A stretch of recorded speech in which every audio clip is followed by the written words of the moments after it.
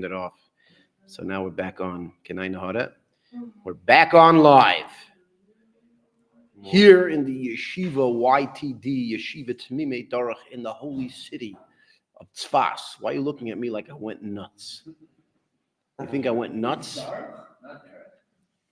Ashrei Smimei Dorech.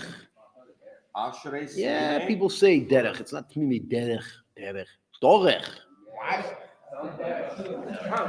Huh? Yeah, but if you look into Tehillim, it's Ashrei Smimei Dorech. And this yeshiva was named after the verse in Tehillim, the first verse of chapter 119 in a Tehillim, which says, praiseworthy are the wholesomes of the way. Huh? Ashrei is artless. Huh? The Ashrei was artless. Artless? What the heck is artless? Yeah, mean? art's haram. What does that mean? What does artless mean? Shmuel said art is haram. What? What? It's artless, like without your own garbage in the middle, just God's way. I don't know what the heck. Where the heck you get I that? think that artless Ashrei is like translation praise. is from like King James version of like translating stuff. Like, So first of all, there could have been a word in English that they use differently than they do today. yeah, that seems like And that's also why we have this whole concept. All right, you're gonna put the link on the group. Yeah, without Why not? guile or deception. Huh? Without guile or deception. What's that? Artless. Then it's a wrong translation. Then Ashrei is like praiseworthy. We have this whole song that we say Ashreinu. What does Ashreinu mean? You know, praised are we, right? Ashrei is like, it's like a praise. It's like it's a praise, right? Anyways, so we are in the holy city of Tzfas, Yeshiva Tmimei Darach, about to begin the last part of this week's Talmudic ritual, which begins with the word V'omar Rabbi Yeshua ben Levi. Okay, if you remember yesterday, we spoke about various people, whether they need to lean during the Pesach Seder or not. Okay, we said a son next to his father does need to lean, a student next to his teacher. We had a machloikis. We had an argument whether or not they need to lean, right? And then we had we said about a servant that in fact does need to lean, meaning the waiter, etc., the butler, he in fact needs to lean at the Seder. Now, we going, Omar Rabbi Yeshua ben Levi, says Rabbi Yeshua ben Levi, Noshim Chayavis Ba'arba Koisis Halolu. Somebody actually asked us yesterday, I think it was Shmuel, because he always asks questions that have nothing to do with our class. Yeah, so he asked, he said, do women have to drink the 4 cups of wine? It wasn't you? No, it's not so bad. Who was it? Oh, it was after class. Okay, shkoyach. You asked me a real irrelevant question after class, not in class. Okay, shkoyach. There you go. But yeah. Sorry, what? I'm gonna get clicking. So somebody asked, do women have the obligation to drink the 4 cups of wine during the Seder? Do they have an obligation to eat the matzah, etc.? And that's what we will be discussing today. Okay, Rabbi Yeshua ben Levi says women 100% are obligated to drink all 4 cups of wine during the Seder. For those of you who don't know, the Jewish people during Passover Eve, we have a big party. It's called a Seder, and literally means an order, because we have a whole list of different things we do. Right, there's a whole protocol on what goes on during that evening feast, right? And part of it is drinking 4 cups of wine, at least 4 cups of wine. Correct. There's actually 4 cups of wine that are part of the ritual, and then some people choose to drink more wine outside of the ritual, right? Or there are certain parts of the ritual where you could just eat whatever you want, and in that part of the ritual where you could eat whatever you want, you could also drink whatever you want, including more wine. Yeah. Confirming, we don't know for sure whether it's supposed to be before or after, the 2 with or 2 after. Who what? That fulfill obligation of those 2.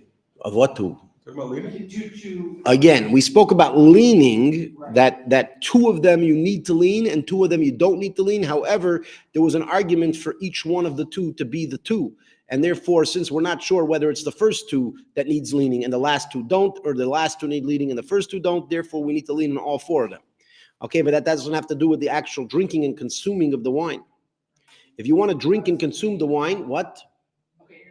Yeah, the leaning part. Now we're actually talking about the wine itself. And as we say, women are in fact obligated to drink, according to Rabbi Yeshua ben Levi, women are obligated to drink the 4 cups of wine. Right? Because the women were also included in the miracle of the exodus of Egypt. What do you think? Only the men left? That's what Pharaoh wanted to do. He says, listen, we'll let you guys go, but only take the men and not the women. And what did Moses says? No, we're going to take the men, the women, the children, and our cattle, and our property. Everything we want, we're going to take with us. So since women are part of the exodus of Egypt, therefore they're not going to be exempt from drinking the wine. I'm not sure if you ever seen this, but at my Pesach Seder, that's the most fun part of the Pesach Seder is having the women drink the wine, right? It's really, it's really something. It's a sight to see because women, at least in our culture, don't usually drink so much wine. They might here and there, but not so much. Here they have to have 4 whole cups of wine. And as it goes on, it becomes this giggling evening.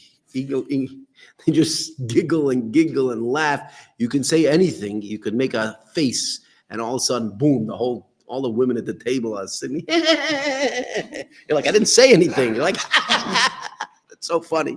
I'm like, what's so funny? That's so funny. And like, what's going on? Right? Am I right? You experience this too? Yes, they're all giggling. They're drinking after drinking the wine on Passover. But they got to do it. That's the rule. Maybe that's why God wanted them to do this as well, because, to give excitement to the family. Yeah. Huh? Once a year, you should be happy. That's the rest of the year, they're not happy. Huh? No, Purim, they don't have to drink. No? They don't drink wine. They don't have Ad Yoda. No, I don't think so. I never seen where it says that they have to drink on Purim. Only on Pesach, right? Even then, usually they buy the cheapest. They buy not the cheapest, but like the weakest wine. So the women, they don't want to drink the hard, 12, 13, 14% wine. They take 6%, 3.5%, right? And it sends them off the rockets, huh? Yeah. Yeah. What is that? She was so fun. Yeah. That's it. Also, women have different bodies, so they get drunk a lot faster than men. I don't know. I'm not a biologist, but. Yes, it depends on the woman. The rabbits back home can outdrink my rabbi. Serious? Yeah. Why she was like. Often, but like each rabbi said, yeah, she can definitely drink everything. Serious? 100%. Sheesh. So it depends on who you are. What kind of Rebbitzin is that? Sheesh. A good one. Sheesh. Drinking Rebbitzin. Can I know how to? Good. Anyways, that's that. So let's continue the last part. Is that it? I think that's the end of the thing. No, we still have a couple more. Oh, we have a few more. Yeah. Do we have a few more? Let me see. Where's the paper? What's the last word on the last line? Ah? Oh, okay. Rabbi Yehuda, Shmuel. Rabbi Yehuda says in the name of Shmuel, Arba Kais Halalu, these 4 cups of wine that we drink during the Pesach sacrifice, Sarach Sheyehei Bohen Kedei Mezigas Kais Yafa. It has to be enough in order to mix a nice cup. What does a nice cup mean? We're going to get into the second. Shesa'on Chai Yotza. If you drank it chai, which is raw, you are yotze. Shasan bevas achas yotze. If you drink it all in once, he's also going to fulfill his obligation. Hishka mehen lebanav lebeisa yotze. Right? And if you give some to your family, your children, you're still yotze as well. So now you're going to ask me what on earth are we talking about? All right, we have some Paul Langley that says, Baruch atah Hashem Elokeinu melech haolam hamoitzi lechem min haaretz, which is very nice. I'm wondering if he's eating bread now. It's the blessing we make on bread. Does that count if you just Huh? type it online? What's that? Does it count as a bracha if you just type it online? No, you cannot type it online. You actually have to say it. If you're eating it, you have to actually say the blessing. Yeah, good. Nice. One of the more interesting comments we got here lately. So first bracha comment. First bracha comment, get that blessing. Bless God for. Well, the next time he types it, you may not want to say, Adni. Well, let him do what he. For now, we don't confuse him too much. All right. Now, so let's focus on what many of you are looking at. The last few things that we discussed over here, which include. Number one, it says you have to have kedei mesigas kois yofe in order to have a good mix of a cup. So I want to explain to you that in the olden days, they used to mix the wine very often with even hot water. It was sometimes even a hot drink. They used to mix it with 2/3 water. Now, I've had some discussions with various people on this matter, that many people seem to think that the companies today, when they actually make the actual wine, they then mix it with parts of water. I've actually looked online, and it seems to be there are articles that confirm that. However, I remember speaking to a winemaker who says that it's a myth, that when you buy the wine, it's grape juice that fermented. It's not actually, they don't add water to it. I'm not sure if anybody online knows. From what I understand, from what I understood from a winemaker, it's a myth, which means that you're actually drinking 100% grape juice without water added, that then fermented, and that's what wine is. That's what they said. Again, But you're talking about back in the day. back in the day, they would very often mix. They would have concentrate, like a wine concentrate. but they didn't necessarily concentrate it. It's you have to realize that in the olden days, they drank a lot. Wine was a much more common drink, at least in ancient Israel. People used to drink it at every meal. Yeah, because the water could kill you. Could be. It could be. It had to do that. It could be. They would add water to it. They would add water to it. Alcohol would sterilize it. It could be. It could be. That might be true. That might be true. This, that because they didn't have any type of sterilization. Could be that they used to. That somehow they figured out that when we mix it with wine, we don't get sick. Could be. Could be. I don't know. Could be. So they didn't drink the straight water. They would drink it with wine. Now, when you drink wine as it's meant to be drunk, it is considered wine, and the person fulfills their obligation for the mitzvah of drinking wine, right? So in the case, yesterday, many of us were at a wedding, and at the wedding, at the chuppah, they had wine, right? If in the olden days, they mixed the wine, but they mixed it properly, right? The way that normal people drank wine, it is considered wine, and you could even make the ritual over that particular wine. No problem. So that's how they would do it. Yeah, that's how they used to do it. They used to mix it. Today we don't mix it. As I said, some people suggest that they already mixed it in the company because they just give you a product that you could drink directly. Some people say that's not necessarily true. I don't know. I can't tell you. No, their prohibition used to do that. Used to sell dehydrated wine. What does that mean? So like bricks of grape juice, but if you, Oh, really? if you mix it with water, it became alcohol. Serious? First of all, not grape juice, meaning probably wine. Wine, yeah. So it was like Grape- alcohol. grape product, yeah. And that's when you mix with water. Mix it with water, and then it That's becomes for, yeah. these Jews. Oh, Under Prohibition, that's when the Jews got rich in America, under Prohibition. Huh? Yeah. Wine, Kool-Aid. Yeah. During Prohibition, the Jews got very wealthy in America because they were actually some of the heavy bootleggers back then. A lot of them were Jews. Meyer Lansky, Bugsy Siegel. You ever heard of these guys? Bugsy Siegel? Bugsy Siegel actually started Las Vegas. You know that? Really? So he walked into the middle of the desert. He's like, I'm making a city here, so, it's true. It was like, that's it. I'm making a city. Boom. Only a Jew could make such a thing. Only a Jew could do such a thing. When you Such think a massive thing. some walk into the middle of a desert. I'm making a city right here. Boom. So that's true. That's how Las Vegas started. And Tel Aviv. No. Seder. Anyways, let's get back to what we're saying. What is Mezzigas Kois Yofe? Yeah. How many other questions? So he says that the cup has to be at least the size of a revius. And you'd have to have, I think, a quarter. Hold on. It's a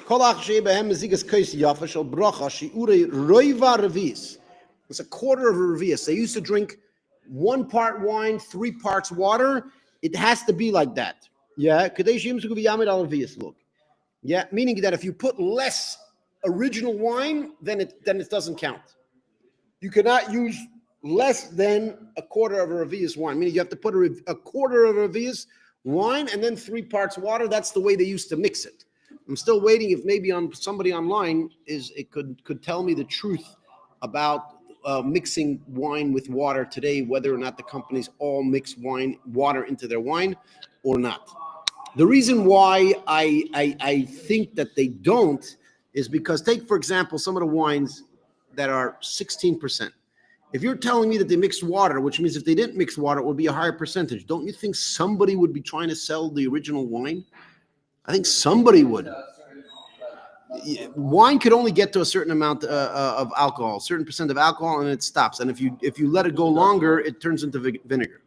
Right? As a matter of fact, we have our scientist over here could confirm or deny if what I say is true. But from my understanding, the way to make wine is that you basically there's this yeast that actually starts eating the sugar and then it pishes alcohol. Yeah. Am I right? My father was in Caltech, so he told me this. I'm assuming he knows what he's talking about. Right? My father's a little bit of a scientist, one of the geeks in Caltech. Right? Apparently that's like the geekiest school in America, I hear. I don't know. I've never been there, but you ever been? You heard of these guys? California Technological Institute. Apparently it's one of the biggest science places in America. Anyways, my father was there, but that's what he told me once is that the yeast it eats the sugar and it pees alcohol. Now, what happens is that once it finishes eating the sugar, so then it doesn't have sugar, so then it kind of starts eating the alcohol and then peeing vinegar or something like that. Does that make sense? Yeah? Anyway, something like that. But,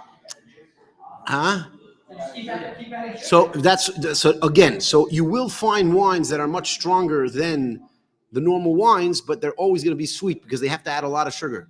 Because they have to add a lot. As a matter of fact, if you ever heard what's called a port, ports are usually about 20%, but that's because they add a lot of sugar and that allows it to go higher. Is port considered wine still? Good question. I would assume it is. I think port is. It's called port wine. It is wine. It's basically wine with added sugar, pretty much. Wine you get down over at the port. Yeah. You get it. It comes in on the boat. Yeah. Anyways, yes, there are wines that they add sugar with, and that helps to get to a higher percentage of alcohol. But again, it doesn't taste as natural. It's not as good. If you really want a good wine, you want the natural deal, the natural stuff. You buy over here in Israel, you can buy some really good natural wine. It's 16%, which is insane, by the way. If you speak to other wine companies, 16% is very, very high percentage to get natural. It's because I've only seen it in red. It be a special yeast also. I don't think it's a special yeast. I think it's the fact that the grapes somehow in Israel naturally have a lot more sugar than other places in the world. So it has more sugar, so it could bring it up to a percentage. That's what I hear. Anyways, good. All right. So again, the first teaching that we said that you have to have a quarter is because in the olden days, they used to take a quarter of original wine. They used to mix it with 3 parts water. So that you had a quarter wine, 3 parts water. If you have a quarter of revius, then 3 parts equal to that, you'll have a revius. And that is the minimum amount for each cup of wine. Oh, wow. All right? That's the minimum amount. Yeah?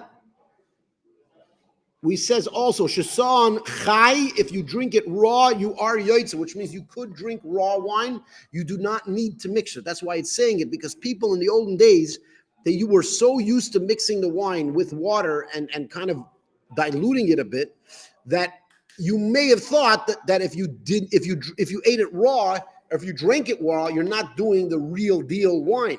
You might have thought that. So the Gemara tells you, no, you could also drink it raw. You want to be a drunker like me, you could go drink it raw, no problem. I like drinking the raw wine. I poured I buy the strongest wine. Every time before Pesach, I buy the strongest wine I could find in the store, and I pour it up. And I don't just have a revius. I have a bigger cup, nice size cup. That's it. Drink it down. All 4 cups. Whole bottle. I drink. No, it's a little less than a bottle. No, it's a little less than a bottle. It's not even a full bottle. You're talking about normal Kiddush cups that you could probably fill about 5 Kiddush cups with a bottle. Sometimes the bottle will finish at the end of the 5th cup. Yeah, the end of the 5th cup, it'll finish. Yeah. What does Yotzei mean? Yotzei literally means you went out, but it means you went out of your obligation. In other words, you fulfilled your obligation. Correct. You fulfilled your obligation for drinking wine on Pesach, whether you drank it properly mixed or whether you drank it raw, you're good to go. If you ate it all, drank it all at once, you're yotza. What does that mean? Right? What does that mean? Rashi says it means what happens if you took 4 reviuses, you poured it into one big cup, and you drank the whole thing down all in one shot. Yeah. According to this, you can basically, you don't need to drink 4 cups of wine. You just need to drink 4 reviuses of wine in 1 cup. However, as is in Talmudic literacy over here that we're learning, the Rashbam argues with the Rashi. And I want to read that inside if you don't mind. And if you do mind, too bad anyways, I'm doing it. So.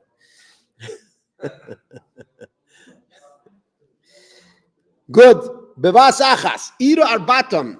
So he basically quotes Rashi that says he poured all 4. Bevas achas. Rashbam. Ira arbatam b'seich kois echad. If you poured all 4 cups into 1 cup of wine. Kach pirushay Rabbeinu Shloimo. This is the explanation of Rabbeinu Shloimo. Anybody that doesn't know, Rashi's full name was Rabbeinu Shloimo Yitzchaki. Rashi is Ra is Rabbeinu. The Reish is Rabbeinu. Shin for Rashi is Shlomo, and Yud is Yitzchaki because his father's name was Yitzchak, and therefore they call him Rabbi Shlomo Yitzchaki. That's what Rashi actually stands for. So he says this is what Rabbeinu Shlomo says that when it says in 1 shot, that's what it means. However, he says loy nehida, that does not seem to be correct. In other words, the Rashbam is arguing with his teacher. He's saying, listen, I'm sorry, Rashi, with all due respect, I think that is not the proper explanation of this particular Talmudic passage. Instead, he says as follows: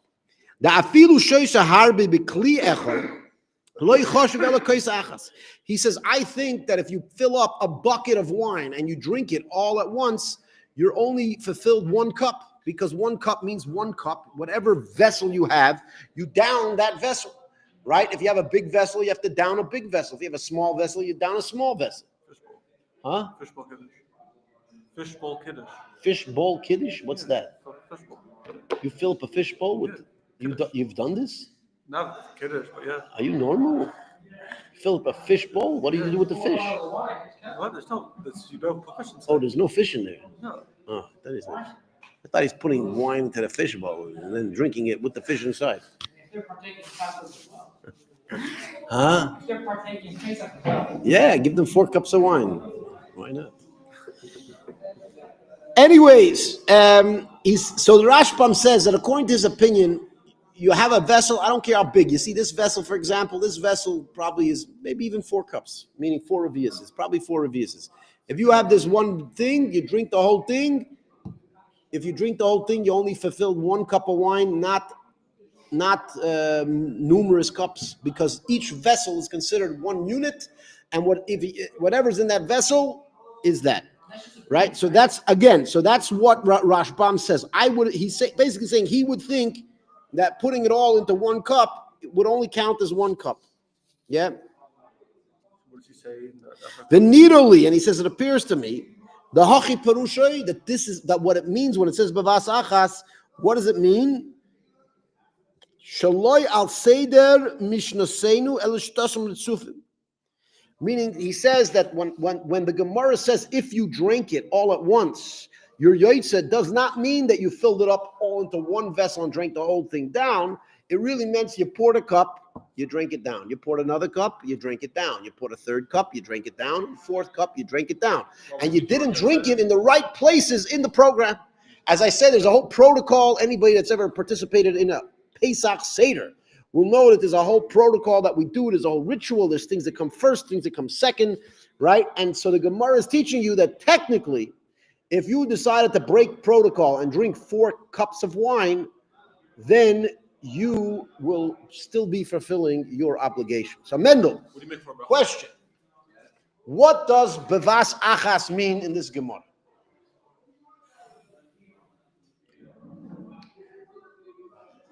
When it says if you drink the wine in one shot, what does it mean? Explain to me. What does that mean? Give me an example. Explain to me. Yeah. Meaning what? You drank all 4 cups. What does it mean? You drink 1 cup and then what? You finish 1 cup, that's 1 cup. You're supposed to drink 4 cups. Again, the Gemara says that if you drink all 4 cups in one shot, you're yoitze. What does it mean? What does it mean? I said that? I don't say, I don't have an opinion over here. Yeah, I picked up the mug. So thank God you're a very good visual learner. You know what I said with the mug. You remember that I picked up them. What happened over here? Things like popped out on me over here. All right, so you remember that we have the mug, huh? Well, maybe you partially heard me. How about that? Shaul, when the Gemara says that if I drank all 4 cups at once, I'm yoitze. What does that mean? Define 4 cups at once.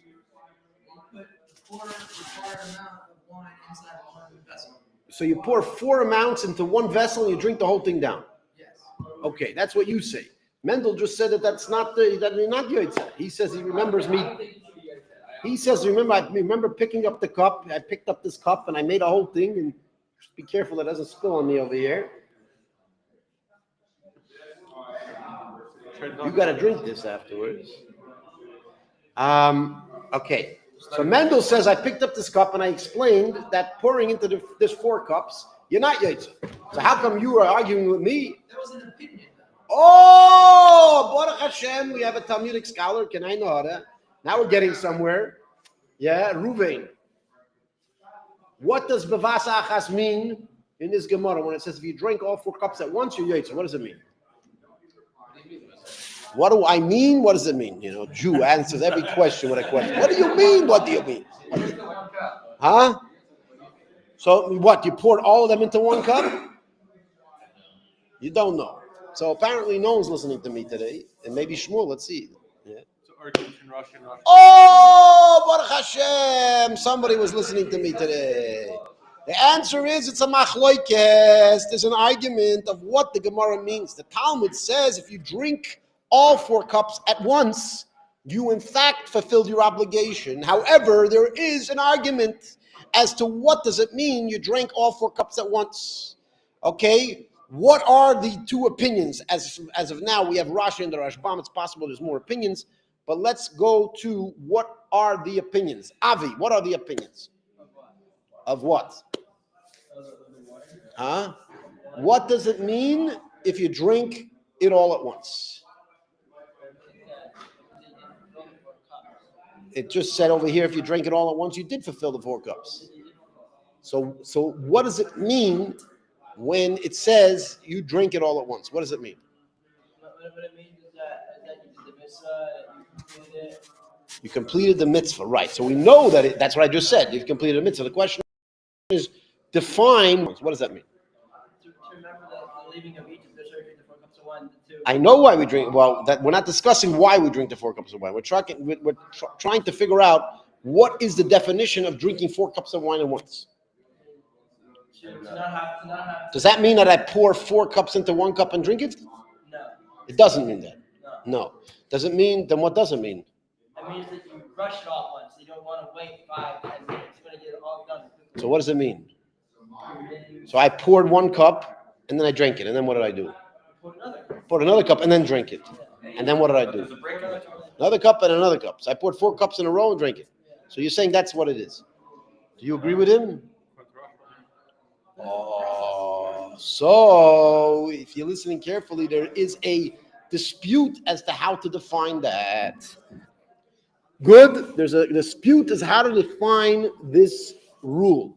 There's one opinion, which is Rashi, that says you poured the amount of 4 cups into one big cup and drank them all at once. That's Rashi's opinion. And you had an opinion of the Rashbam that no, you poured a cup, you drank it. You poured another cup and drank it, and you did not do the whole protocol of the Seder. Yeah? So again, there's 2 opinions, which is very important to know that, 2 Jews, 3 opinions, 2 rabbis. Don't count the opinions, because there'll be an argument on how many opinions there are. My question is that would you say a bracha on all 4 cups? According to Rashbam? Good question. Good question. What do you say? I don't know. This is a perfect example of you asking a question that's not relevant to the discussion of the Gemara. But it's it. If the answer is no. No, but it's a good question. I mean, No, it's a good side question. It's a good side question. Would you have to say a bracha on all 4 or not? You make a bracha on all 4 cups. Yeah. What's that? Because during the Seder, you make a bracha on all 4 cups, even though you know you're going to have more cups afterwards.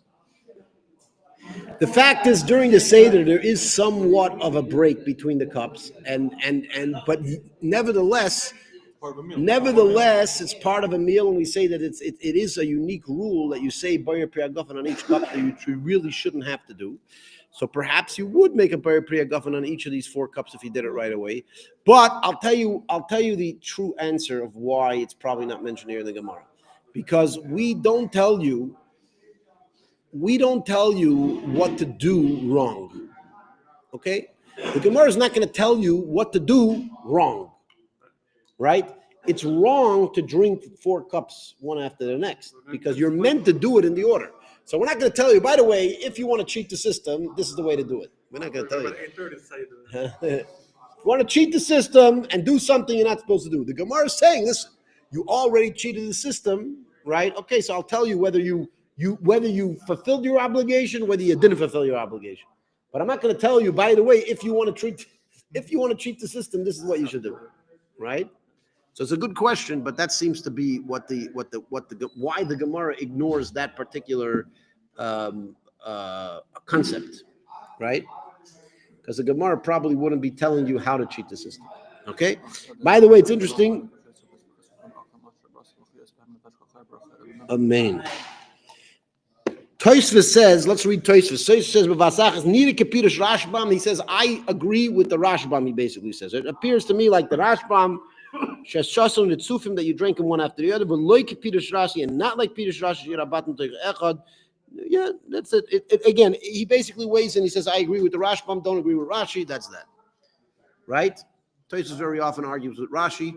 And he's like, thank God I actually have somebody to back me up this time. The Rashbam, can I know that? Would the test ever be like, I agree with another Rishon, or it's just with Rashi What? and Rashi? What? Would this ever bring in another commentary to the Rashbam and Rashi? Of course, Tosfos brings many, Rob. What are you talking about? The Re, the Rabbeinu Tam. He's always quoting other people, right? As a matter of fact, Tosfos very often brings 2 opinions and will argue one opinion or the other opinion, but not necessarily will it conclude one opinion. This is actually one of a rare Tosfos where he actually concludes this opinion is more accurate than the other. This is something rare. Yeah? Good. So we have somebody over here that's half listening to me. He says it means you drink a cup, then a second cup, then a third cup, and a fourth cup, one right after the other. So this is, how do you say this guy? Crayon. Is that how you spell crayon? Qrayon. Crayon with a Q. That's crayon with a Q. Is that the name? Is that like? No, crayon CR. But that's actually how you spell crayon. Crayon CR. No, crayon is with a C. No. CR. No, he wrote Qrayon. Yeah, Crayon. crayon. Okay.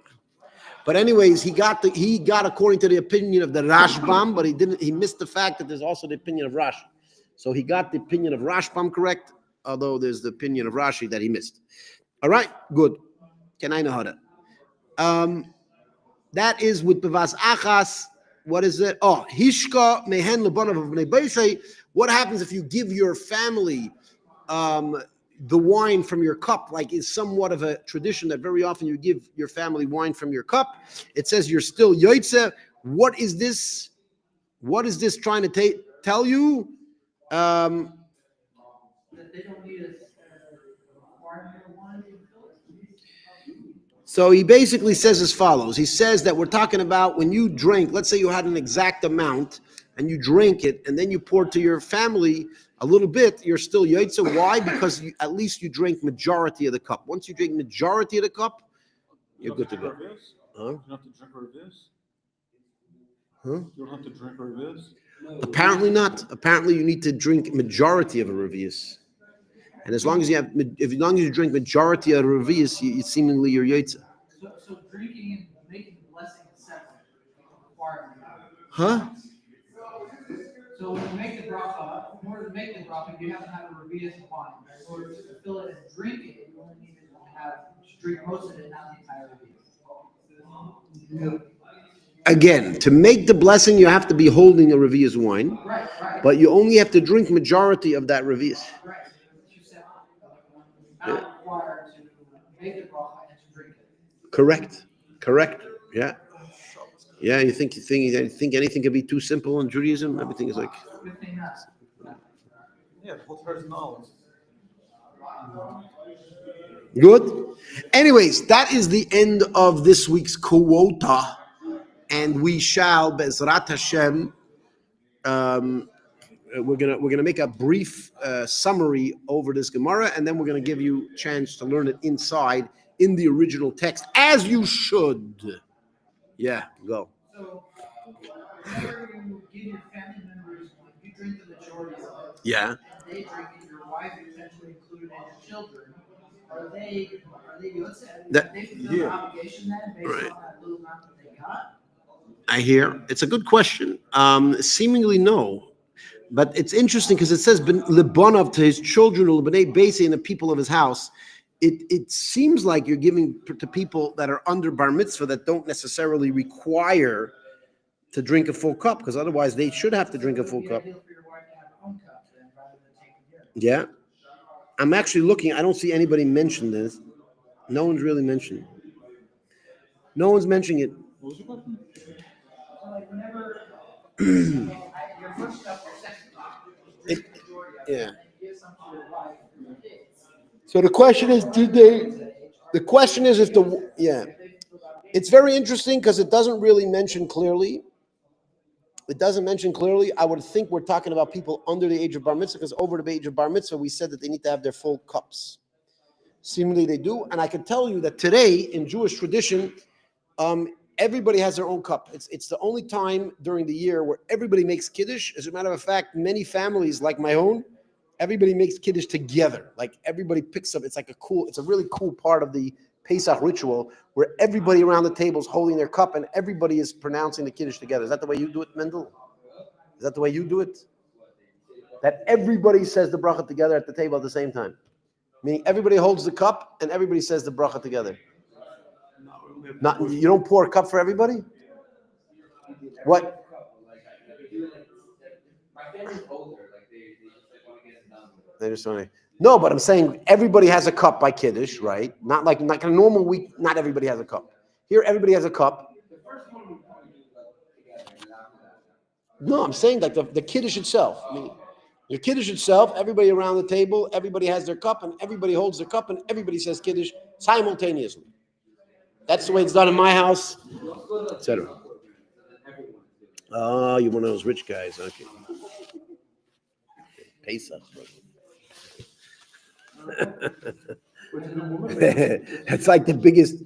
It's one of the biggest money makers in the Jewish world. They rent out this hotel, and all the women that love it. They don't have to clean their house for Pesach. They lock the door. They say that's it. Everything is sold to the goy. That's it. They sold their beautiful mansion in Beverly. What is it called? Beverly Hills. They sold it all to the goy for Pesach. They go to this hotel, and that's it. It's a lot of money, by the way. It's like $2,000 a person or something for 1 week. More? My dad used to sell. How much? So what do they pay? $20,000? $30,000? Huh? How much? 40 grand for a family. 40 grand for a family of 6? Can I know that? Yes. Is there any medical evidence that leaning to the right will make the food go into your windpipe? I asked that question in class as well, and again, I'm not a doctor, so I can't tell you. But I think that it's You're a something that's biohacker, right? So I don't know. So I don't know if it quite works like that. But what I do know is that the shape of the stomach is not symmetrical. And if you We're not talking about the stomach. We're I talking know. actually about where the I know, esophagus but and the listen, trachea the enters the mouth. I know, but the pyloric sphincter at the top of the stomach is it's in such a way that when you lay on the left, your stomach contents very easily stay in your stomach. If you're on your right, it's easier for stomach contacts to come back up and go down your windpipe. So maybe it has something to do with that a little bit. I don't know. Well, If you sleep on let the me left- ask you something. If your food could come out of your stomach and into your windpipe, how much more if you're leaning on your right and you're actually drinking? That it's more likely to go into If your you relate it windpipe. to that somehow, yeah. That's exactly what it says. That if you lean on your right, it's more likely to go into your windpipe. For some reason, it's the way it is. Huh? Yeah, what I'm talking about is more like a. So there you go. We have our confirmation from our science geek over here. Can I know? I don't know. Maybe it could be. Let's ask Grok Rock. if the esophagus is offset bilaterally from the what is it? There you go. Ask Grok. Why do you get into Grok? Is that a better one? By the way, I started using the other day the Google one. Flipping good. Flipping good. The Google one? The Chat GPT, basically, there's a Google one now, and the Google one. No, but the Google one, I've been using the Google one. It's crazy. It doesn't have you Crazy. questioning your gender yet, does it? It didn't question my gender yet.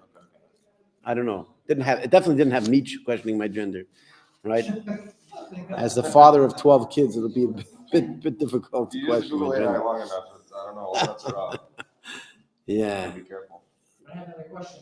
The 4 questions, is it traditionally potentially Chabad or different areas to ask in different languages? Because that's what we do.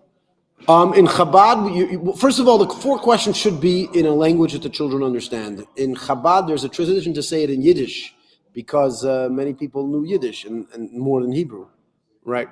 So in Chabad, some people, including myself, I say it in Yiddish. I don't ask my kids to say it in Yiddish. Ja, de moine. Tatech will bei der Fragen 4 Kasches. Man ist dann allein lasse mit Kola Leila. Was ist anders die Nacht von Pesach, von alle Nacht, von ein ganz Jahr? Die erste Kasche ist, bei Kola Leila ist noch mal Belina, viel Pame, Khosa Leila ze, stei Pame. Alle Nacht von ein ganz Jahr. Tunken mir nicht einer viel einmal, aber die Nacht von Pesach tunken 1, 2 Mal. Einmal Karpers und Salzwasser und zweite Mal morgen Charesis. Die zweite Kasche ist, aber Kola Leila an euch lin, mit in Matza Leila ze, Kulay Matza alle Nacht von ein ganz Jahr, essen wir mit andere Matza, aber der Nacht von Pesach essen wir nur Matza. People are wondering what language am I talking? What language am I talking? I'm actually, some of it is Hebrew, some of it is ancient Yiddish. Did you memorize the? Okay, what does it say? What is Grok? It's a monotone.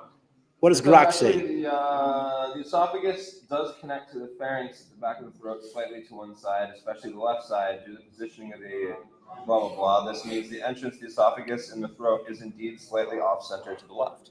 There you go. Because the esophagus, which is the food pipe, is a little bit to the left. Yeah, allegedly.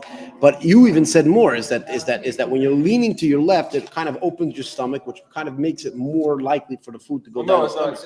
Whereas if you're leaning to your right, it kind of closes the esophagus a little bit, or the Well, yeah, what I'm system. talking about is more like stuff coming back up from the stomach, like heartburn, like acid indigestion. Yeah. So the thing, if you have indigestion while you're sleeping, if you switch over to your left side, it helps. If you're on your right side, it can. So you're proving your point here. Yeah. Can I know that? Anyways, good. All right, let's do a brief of the entire Gemara that we started. Where do we start, by the way? Number 1.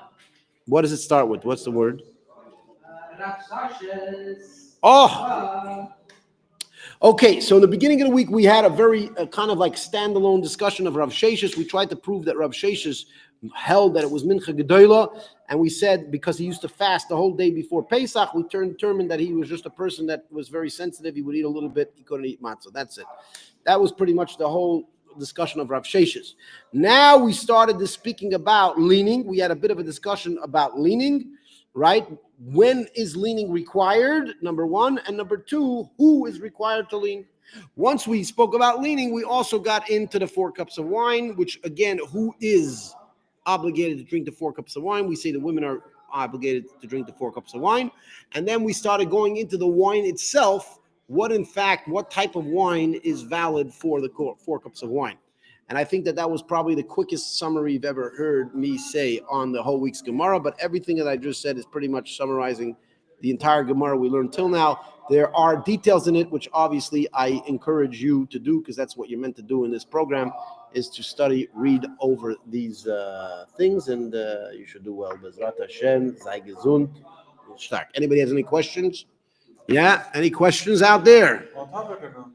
On topic, generally on topic. If you want off topic, yeah.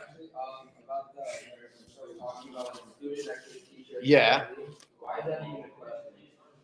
We said because if the concept of leaning is a symbol of freedom and the fact that you're the boss, right? Now, when you're in the presence of someone who you owe respect, you're not necessarily feeling so bossy, right? And therefore, perhaps it would be kind of a little bit of a contradiction.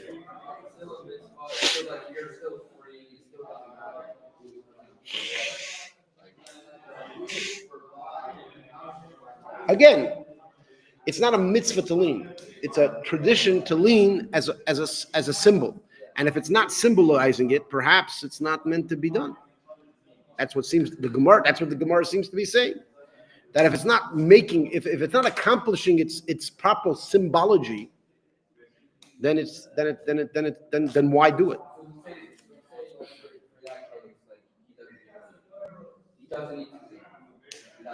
In which case? No, we had 2 different opinions. One said you do, one said you don't. The butler said you absolutely need to lean, otherwise you're not Yetzer. So what? At the end of the day, he's still as a Jew, he's free, right? Now, again, the reason why some people hold that a student to the teacher was an exception is because a student to the teacher, he's actually respecting the teacher as far as God is concerned, meaning he's, as a representative of God, he is, right? He's respecting his teacher. Now, since God took us out of Egypt, so like in the presence of his teacher, he owes the respect relative to God as well. And therefore, it's a little different than a servant who he owes respect to his boss, if you want to call him that. He owes the respect, but it's more like a financial thing. But financially, we Jews are, financially, we have no problems. We can pay $40,000 for Pesach, for a Pesach retreat. Yeah, so that we don't have to. Also, that we don't have to clean the house. It's an expensive bill not to clean the house. $40,000 not to clean the house. That's like more. That's like more than I spend on my whole family in Israel. By the way, is it? Could be. Yeah. No, it's actually not. No, I spend more than that. But put it this way: it's a nice chunk of in Israel here. I spend a little bit more. I probably spend on my family altogether maybe around 200,000 shekel. A year? Yeah, and that, by the way, that includes all the times that I host many people for my Friday night meals and everything. That's about what it. I'm not saying that's what I make. I make a lot less than.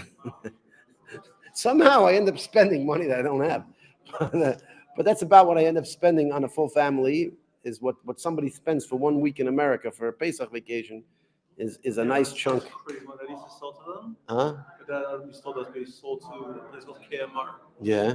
It's unreal what they had. Ice cream, waffles, hot dog buns, hamburger buns, like anything you can imagine. Yeah, it's like not even Pesach. It's just a vacation. They say if like Pesach retreat, it's more of a retreat, not so much a Pesach. My brother actually last year went to Serbian. Huh? Said my brother went last year to one of the Yeah. Yeah. So what do you do? Huh? Picked up his bag. So Wait, what did they announce like beforehand that they were serving kidneys? that's the whole point. They said there's no kidneys in the thing. And they found kidneys. So the kidneys, like Right. literally half the people just picked up the bag. I don't want to how should I say this? I don't want to chas v'shalom, ruin anybody's business out there, but I'm extremely not a fan of Pesach. I like from a spiritual perspective. Why? Because I've heard, first of all, you have these massive hotels, big money here, right? There's a lot of money involved, and there's a lot of pressure to these hotels. Why the guy's paying $40,000? Because he's having this awesome week. So they have to give him an awesome week. Now, what happens if his awesome week means that they have to, bend on kashrut standards or whatever it is? They do it, and I've heard people involved in hashkacha that have been in these things, and they told me it's insane pressure. It's insane pressure to basically put up to the pressure that the hotels or the organizers, they put them under extreme pressure to be as lenient as possible so that they can serve them the craziest stuff. And this is supposed to be the 1 week a year where you're supposed to be extra strict on your food, and it become what does it become? That they end up eating everything with this. As you said, they say no kidneys. They don't even know what it means. All they know is that more people will come if it says no kidneys. So they put no kidneys on it, and then when you get there, they're like, no, that's not what we meant. Well, there's also like the irony. There's also like Be careful. Anyways, I don't want to put anybody down. I know some people personally like going to Pesach things. I know I'm going to get a call from the hotel. Excuse me, Rabbi, we're suing you for slander, right? But that the fact is that it's from a spiritual perspective. Pesach is a family time, not a party time. You should be in your house with your family, with your kids, with the in a place where they feel is home, right? And if you want to spend $40,000, I could find you a cleaner for $40,000, no problem. I'll find you a team. As a matter of fact, no, they have these professional deep cleaning companies, like they're professional. Like they very often they'll come into like these old restaurants that are like rusty and like no one used it for a year, and they'll come in and they'll clean. Like you come in, you eat off the floors after that, right? Right. So if the woman, if it doesn't want to clean for Pesach, so instead of spending $40,000 on a Pesach retreat, bring in one of these companies. What it cost? How much could it cost? $5,000, $10,000, and they'll clean your house. They'll clean your house. That I would eat the matzah off your floor. After these guys come around, I'm gonna I'll set up the seder on your floor. I'll eat the matzah on your floor. Yeah. And with these guys, I'm telling you, they'll come in, they'll scrub, it'll shine, it'll be beautiful. They'll every crease in the counter, they'll take a little thing and a little needle and pull out every single dust. They'll do everything. Yeah, $40,000 done. That's insane. Huh? Food's another $5,000. Okay. So you $10,000 for your deep cleaners and another $10,000 for food. You're still $20,000 down. By the way, 10,000 is insane. By the way, you know what you could do with 10,000 for a family of 6 people? Like my Pesach, I think is expensive. I spent for my family, Baruch Hashem, 12 kids and 2 adults, 15 people, and sometimes we have guests. I maybe spend $2,000 on food. That's it. For Pesach, including the matzah. What does matzah cost me? I buy. No, it's like 100. Well, in shekel, it's about 100 shekel a kilo. I buy 12, so it's 1,200 shekel, right? So that's like $400. So $400 for that. And then by the time and by the way, I'm not cheap on the meat. We buy a lot of fancy meat in Pesach. We buy fancy meat and everything, and it's about $2,000 to feed up for a family. So if you're spending $10,000, as a matter of fact, for $10,000, I'll get a chef to come in and cook you every meal. You'll have better food than the Pesach resort. We'll find you they have these really top chefs out there.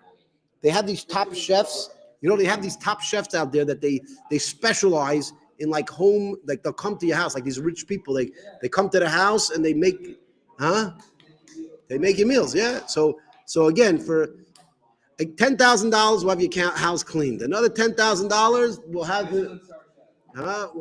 Well, maybe then will cost a little more. Okay, you know what? Let's close it. Instead of $40,000 for your resort, we'll pay Take $30,000, and you will be a king for the whole Pesach.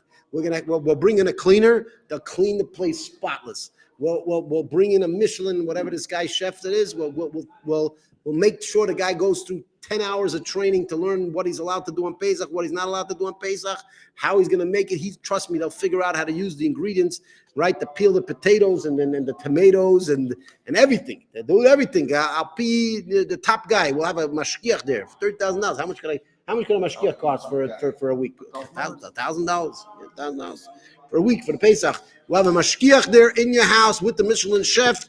We're gonna make you a perfect house in your house for less than it costs for the Pesach resort. What our family wants to do is, And you'll have more food and better food. because my father doesn't eat Right. anything processed, so what we want to do is we want to rent a house in Buenos Aires. And we all go there, and you have a chef, you have a cleaner, Yeah. all that. $15,000 for the whole. See, thing. there you go. He said $15,000, and you're renting the house. Renting the house. I'm talking about if we brought it to your house, you know what we can do for Oh, it's 30. your house. No, I'm saying, what do you mean? It's Pesach at your house.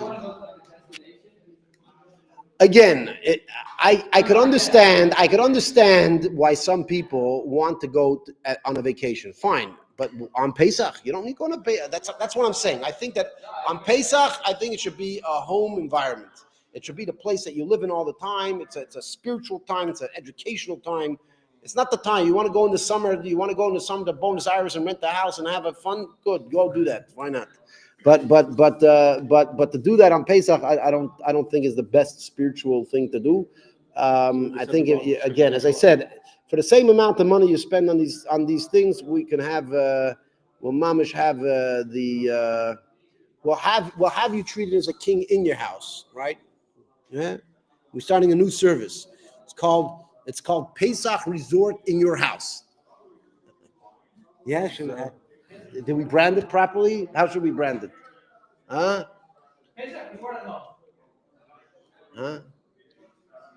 Homie Pesach Resort. Pesach Resort for the homies.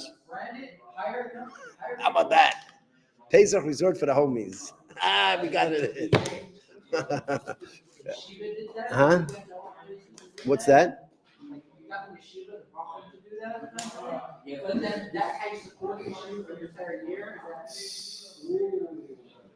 Yeah. Yeah. They usually have this. As a matter of fact, when the yeshiva got this place, we who's this guy? This Mensch tracht Gott lacht. Is that one of our guys? Is that somebody in this room over here? Or somebody else? What is it? Mensch tracht und Gott lacht. What is that, Joe? It means man thinks and God laughs. That's very interesting what he's saying over here. He's mina aretz, mina aretz, mina aretz. That's like one of our favorite things. I wonder if you know who that might be? Parrots. Might be parrots. I wonder if you think it's parrots? Oh, I think so. Well, we think you're parrots. I don't know if it is. All right. So we're gonna go learn. We had a lot of fun.